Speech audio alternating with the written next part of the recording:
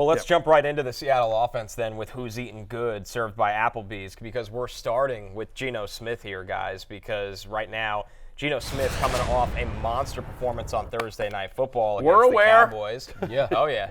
We're aware. Yeah, we. Great transition from Connor. Thank you. Very good transition from Connor. Yes, we're very aware that Geno Smith had a great game last week, despite the fact that we did not think he would. Now, to be fair, we recommended Gardner Minshew, who was fine. Was fantastic. Right. Yeah. And, oh, by the way, Kira won. Just so you know, she won going away. So Kira has no bitch. You know, she can't complain anymore. That's all that mattered then. Exactly. Thank you very much. If you just Well said. Did we give you enough advice to win? You won the matchup. Yes. Bingo bango. Done and done. Details don't matter. Yeah. Semantics. Just leave that whole Geno thing to the side, except for right now. That right now is that he Then finished other than QB1 on the week. QB1 on the So the week. question is, Lawrence, with Geno, I'm not asking you, is he going to finish QB1 again against the Niners, because that's utterly ridiculous. But can he remain a starting quarterback for people that probably need one in a week that could decide if you're in the playoffs or not? Well, I'll say this. You definitely love what you've seen out of him versus the Cowboys. They have an elite defense. You got San Francisco now. You got them coming up, and they allow the second fewest points to quarterbacks in fantasy. But we just looked at those running backs and what they're going through.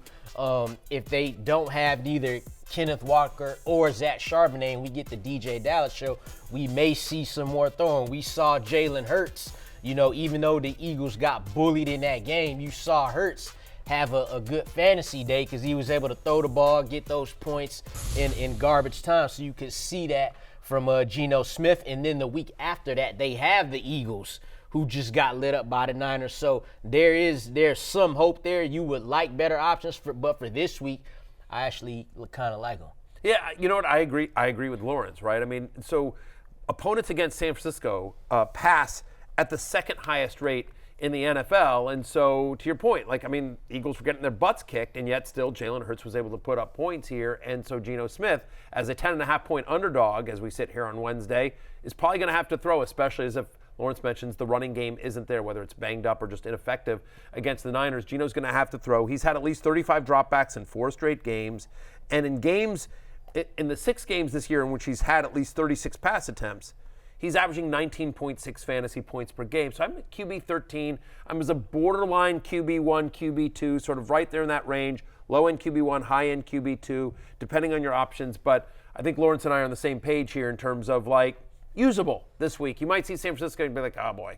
But, we think usable. Yeah, and I think the thing with San Francisco is they're not afraid to play with their food sometimes a little bit. I think back to the game they had against the Raiders at the end of last season where Jarrett Stidham just lit them up. Yeah. And they were so up for that game against Philadelphia. They got Deebo Samuel returning kicks. They're all dressed in black for the game. That was their game. And so there is a potential letdown factor there. And then the other thing with Geno is that people are a little worried about the Cowboys' defense after that game on Thursday against the Seahawks. I don't think the Cowboys have a bad defense. I think Geno just played a 10 out of 10 game. That's the best game he has ever played. Much.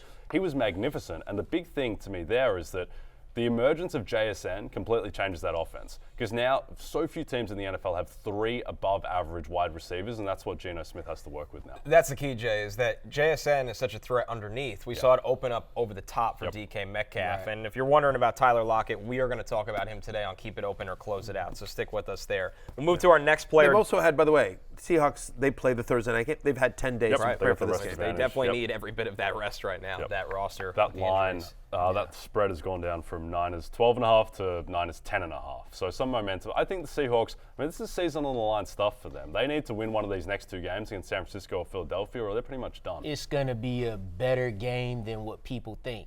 Still would take the Niners to win, but it's going to be better for the reasons you mentioned. They was really up for that Philly game.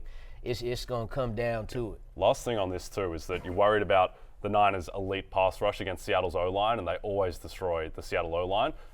Geno against the Cowboys, he wasn't kept clean at all. No. He was pressured on 54% of his dropbacks, which is completely insane. Jake Browning's pressured on 27% of his in the game against the Jags. And the reason I know this is because Micah Parsons tweeted it out. That Geno was pressured on 54%. Well, he ended the game like that. Yeah, exactly. Right. So Micah's like, I didn't have any sacks in the game, guys, but I just want you to know that Geno was completely ridiculous. And it's not my fault. Still consider me for Defensive Player of the Year.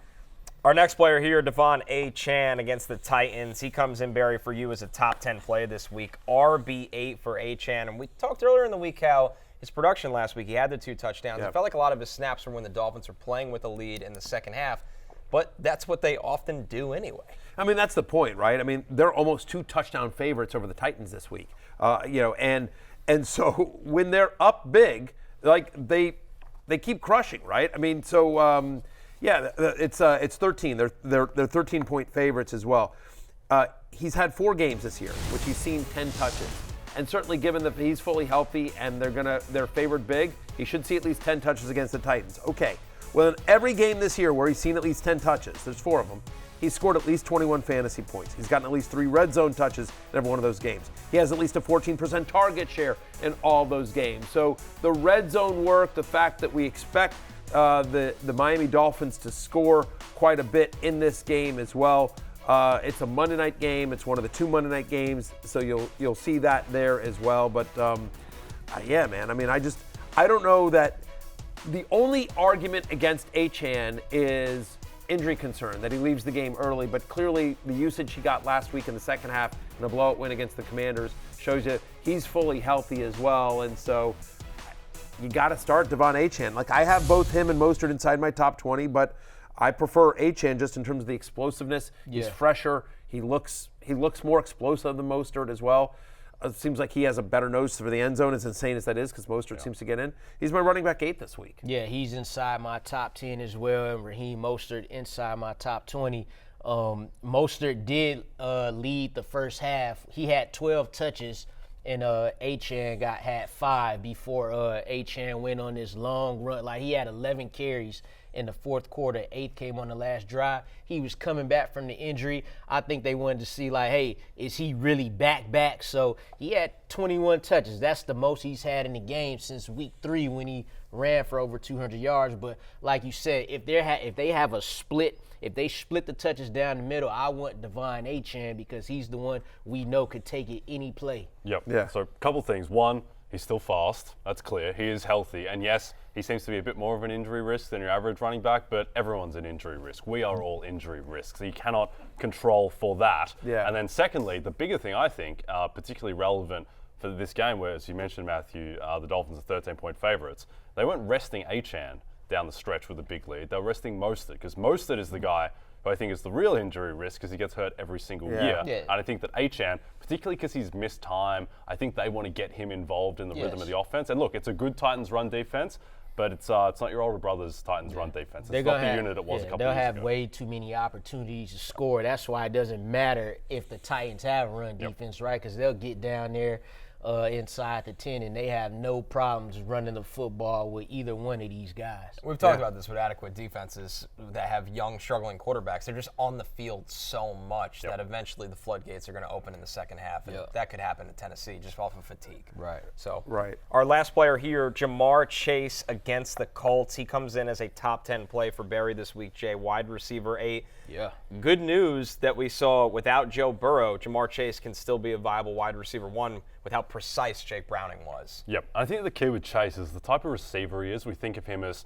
a deep ball, explosive threat, but JaMarr Chase, to break off 70-yarders, he doesn't need to catch it 40 yards down the field. No. Jake Browning's average depth of target was 4.5 yards against the Jags, and Chase still had basically a 10 out of 10 game. Now, there was supposed to be weather in Cincinnati on Sunday. That's all gone. That's all cleared up in the past 24 hours. Now, not much wind, not much rain expected in Cincinnati. So look, it's JaMarr Chase. He's a locked-in wide receiver 1 every week. They made a point of getting him the ball, to your point, of like, because, you're seeing right there, you see the big long touchdown here, which was amazing. He's got that ability. But the fact that 5 of his 11 receptions in week 13 were behind the line of scrimmage. Yeah. Again, they're like, just get the ball in our playmaker's hands and let him do some damage. It's not tough.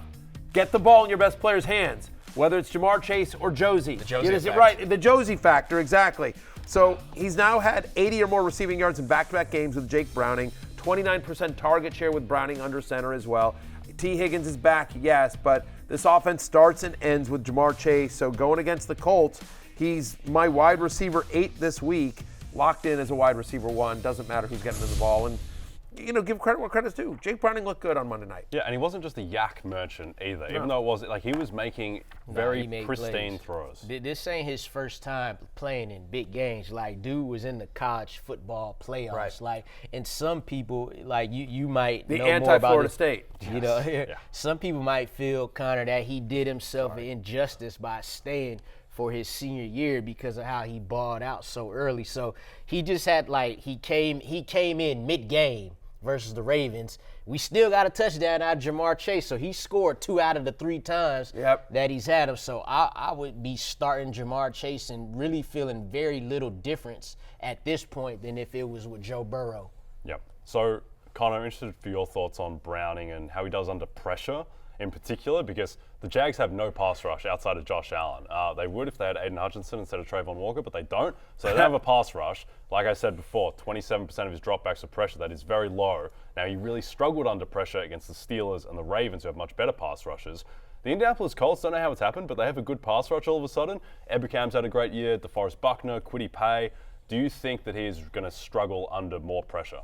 I think what we saw on Primetime was a little bit of a stretch. Like, that's not going to be the typical Jake Browning game in fantasy. But on the flip side of it, what we saw from Zach Taylor was a conscious effort for the quick game, a lot of one-read throws, a lot of guys schemed open with space, and also we saw some heavy fronts as well where they added extra guys to protection because they know the limitations, Jay. We saw an extra guy in the line of scrimmage or 2 extra guys in the line of scrimmage. So I think it's the fact that I believe in the coaching to supplement Jake Browning that makes you feel good about the offense. And they made sure to stick with the run game, too. We saw Joe Mixon have himself a big fantasy day there, too. So. All right. I agree. Hey, it's Matthew Berry from NBCSports.com and RotorWorld.com, and I want to thank you so much for watching whatever it is you just watched, or if nothing else, being too lazy to click out of the autoplay after this video started, after whatever it is you actually wanted to watch finished. But now that you're here, I'd like to take a moment here to ask you respectfully now, okay? I'm asking you respectfully to subscribe to the NFL on NBC YouTube channel. You'll get the latest Roto-World fantasy news headlines, all sorts of great shows, including my own Fantasy Football Happy Hour. So go subscribe now. Again, I'm asking respectfully.